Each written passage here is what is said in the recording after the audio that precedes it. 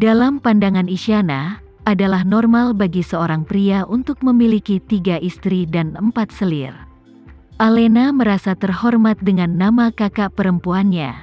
Saat ini, Tama baru saja santai, dan rasa lelah yang belum pernah terjadi sebelumnya menyapu tubuh dan pikirannya dalam sekejap.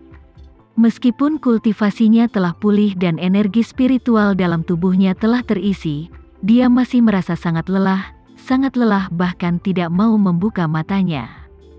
Jadi, dia merobek surat yang dia tinggalkan untuk Alena dan berencana beristirahat di rumah untuk sore yang baik.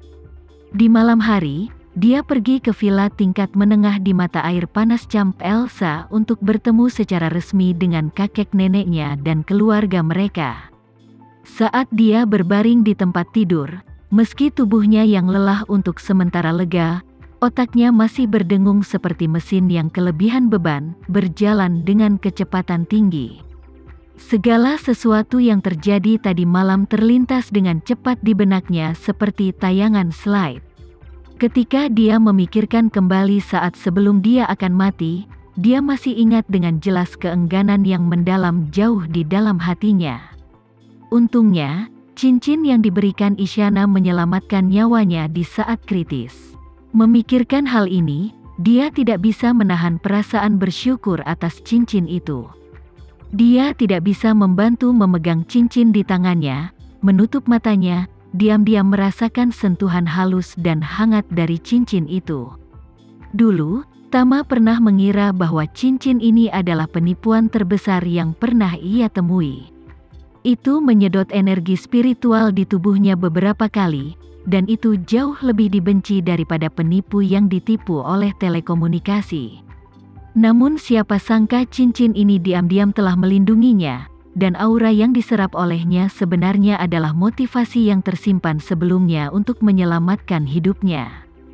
Jika bukan karena disedot dari aura oleh cincin itu lagi dan lagi, cincin itu tidak akan pernah bisa membawanya ke hadapan Isyana pada saat-saat kritis. Oleh karena itu, Tama mengeluarkan 2 pil budidaya, dan terus menuangkan aura kuat di tubuhnya ke dalam ring. Dan cincin ini, yang telah diam selama sehari, tiba-tiba, seperti bumi yang kering, dengan rakus menyerap semua energi spiritual yang disuntikkan oleh Tama. Saat aura di tubuh Tama hampir tertelan olehnya, Tama buru-buru menelan 2 pil kultivasi yang telah disiapkan. Kali ini, dia tidak lagi pelit dengan auranya, dan hanya ingin memberi makan cincin itu terlebih dahulu. Beberapa jam kemudian, setelah ketiga tetua itu kembali ke Buenos Aires dengan Boeing 777, mereka dipindahkan ke pesawat amfibi dan kembali ke kediaman Black Mamba. Dalam perjalanan pulang, mereka bertiga merasa kesal dan tidak puas. Awalnya, mereka bertiga sudah agak tidak puas ketika retret mereka tiba-tiba terganggu ketika mereka hanya selangkah lagi dari menerobos istana Niwan. Mereka berpikir bahwa mereka akan mendapat lebih banyak hadiah setelah melakukan tugas penting, tapi mereka tidak menyangka bahwa setelah dipimpin oleh Oliver untuk sebuah lingkaran di ketinggian 10,000 meter, mereka dibawa kembali tanpa melakukan apa-apa. Mentalitas Victoria saat ini lebih menyeluruh daripada ketiga tetua itu. Selama beberapa jam terakhir, pikirannya tidak terkendali.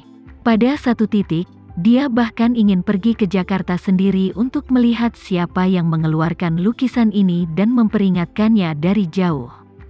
Namun, ide ini hanya ada di benaknya sesaat dan langsung ditolak mentah-mentah olehnya.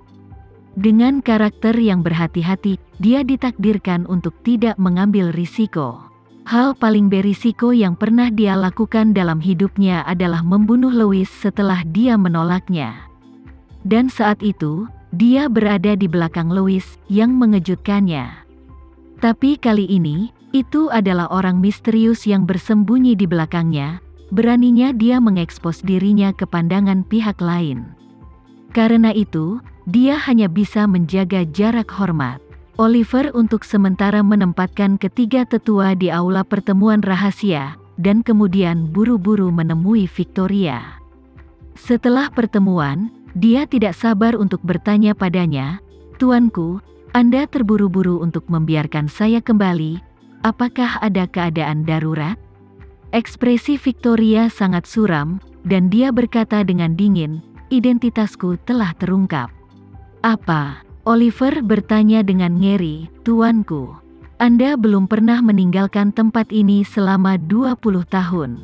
Siapa yang akan mengungkapkan identitasmu? Mungkinkah Ariana?" Victoria menggelengkan kepalanya. "Tidak masalah apakah dia melakukannya atau tidak. Yang terpenting orang itu tidak hanya mengetahui identitasku saja, tapi juga kenal guruku, dan yang terpenting, dia juga kenal guruku." "Apa?" Oliver mundur selangkah dan berseru, "Tuan, tuanmu telah meninggal selama lebih dari 300 tahun? Bagaimana mungkin ada orang di dunia ini yang mengenalnya?" Victoria membuka video pendek itu, menyerahkannya kepada Oliver, dan berkata dengan dingin, "Lihat sendiri." Oliver dengan hormat mengambil telepon, menonton video dengan hati-hati, dan bertanya dengan kaget, "Tuanku, apakah ini, lelaki tua dalam gambar ini benar-benar tuanmu?"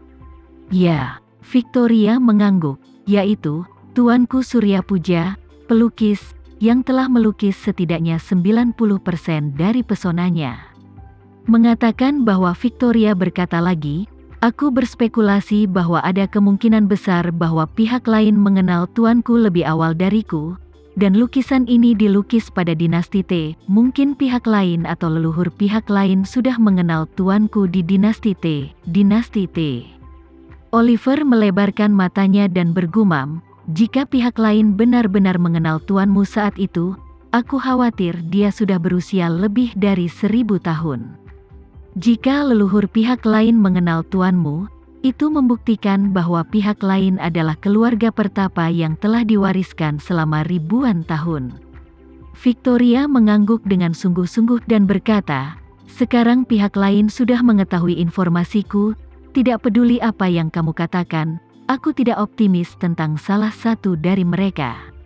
Saat dia berkata, Victoria berkata lagi, "Yang tidak bisa ku mengerti adalah mengapa dia ingin melindungi keluarga Polen.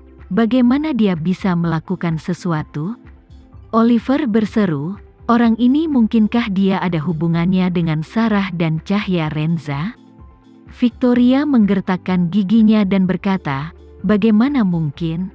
Jika dia berhubungan dengan Sarah dan Cahya Renza, kemudian ketika Adi menyerang dia dan istrinya 20 tahun yang lalu, dia tidak akan duduk diam." "Ini," Oliver mengerutkan kening, "apa yang Lord katakan masuk akal." Bawahan merasa bahwa masalah ini sangat aneh, dan ada kemungkinan yang tak terhitung jumlahnya, tetapi masing-masing tampaknya memiliki beberapa pemikiran. Apa yang tidak masuk akal? Memikirkan hal ini, Oliver menundukkan kepalanya dan berpikir lama, lalu menatap Victoria, dan bertanya, "Tuanku, saya pikir ada kemungkinan lain." Victoria berkata, "Katakan." Oliver buru-buru berkata, "Tuanku, bawahan merasa bahwa pihak lain mungkin tidak memiliki hubungan apapun dengan tuanmu.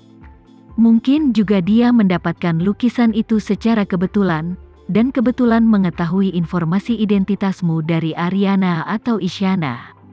Jadi dia sengaja menggunakan lukisan ini untuk menakutimu. Pikirkan, jika pihak lain benar-benar kuat, kenapa dia repot-repot menunjukkan lukisan ini? Akan lebih realistis untuk menunggu di Jakarta saja." Victoria bertanya dengan cemberut, "Maksudmu, pihak lain hanya menggertak dan menyanyikan strategi kota kosong untukku?" "Ya," Oliver berkata tanpa ragu, "saya pikir ini adalah suatu kemungkinan." Victoria mengangguk, dan berkata dengan dingin, "Bukannya aku tidak meragukan apa yang kamu katakan, tapi aku tidak punya cara untuk membuktikannya. Jika kau benar-benar ingin membuktikannya, biarkan ketiga tetua pergi ke sana. Tetapi jika ketiga tetua juga terbunuh di Jakarta, organisasi tidak hanya akan menderita kerugian besar tetapi bahkan mungkin benar-benar membuat marah pihak lain." Oliver berpikir sejenak, dan bertanya, "Tuan, Dapatkah Anda mengirim seorang penatua ke Jakarta untuk menyelidiki terlebih dahulu? 1. Victoria menggelengkan kepalanya dan berkata, "Meskipun aku tidak tahu seberapa kuat orang itu, karena ledakan diri Adi gagal membunuhnya, itu membuktikan bahwa kekuatannya pasti lebih tinggi daripada ketiga tetua manapun. Mengirim seorang penatua tidak ada bedanya dengan mengirimnya ke kematian. Jika pihak lain lebih kuat dariku, maka mengirim mereka bertiga akan memiliki hasil yang sama."